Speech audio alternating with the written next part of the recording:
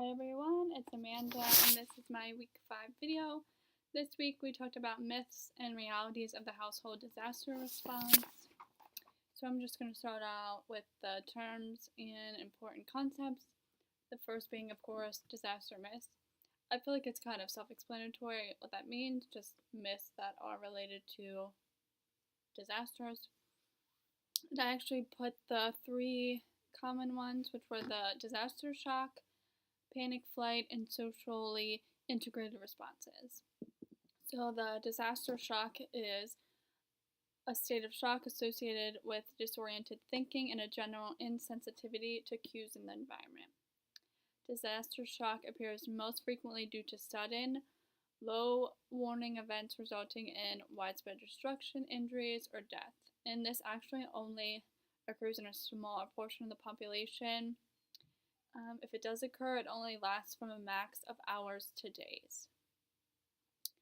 Panic flight, which is an acute fear reaction marked by a loss of self-control, which is followed by non-social and non-rational flight behaviors.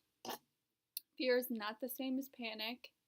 People's fears of disasters often actually motivate them to avoid certain situations. It's very rare, but panic can occur, and it's usually due to the perception of immediate and extreme danger, a limited number of escape routes, the perception that the escape routes are closing, and a lack of communication during the situation. And the last being the socially integrated responses, which is known that disasters produce a shift in people's values and norms. There's a termination of socializing and social participation, and also a decrease in social control problems, but there's an increase in a mutual support function among victims and their communities. Two other myths were that disaster victims act irrationally, but the truth actually is most people don't develop that shock response and tend to act in the ways that they believe are in their best interest, given their understanding of what the situation is. And the next being that disaster victims are incapable of protecting themselves or others. But the truth is, following disasters, those who are not injured are usually the first to search for survivors and care for those who actually are injured. The last important thing, I think, would be the basic principles of the household behaviors in emergencies. And there are 5 parts to this as well. The first being people have multiple sources of information, but none are completely credible or have all the information needed for them to protect themselves.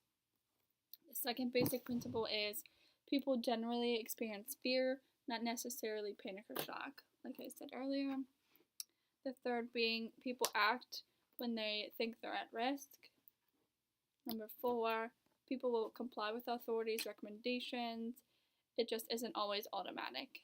And it also depends on the information source, the message, content, and other things like that. Yep, my dog wanted to join the video, I guess. And 5 being that people aren't even at risk sometimes, will also comply with the authorities' recommendations. I think the muddiest point for me this week was kind of the social integrative responses.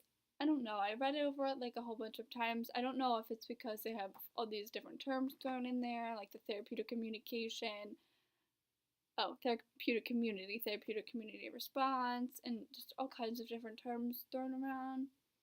I don't know, I just don't completely understand that whole idea.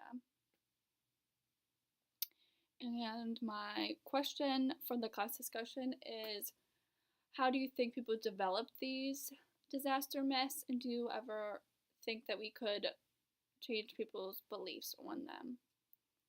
So I guess I will leave you guys with that, and I hope you all had a good week 5.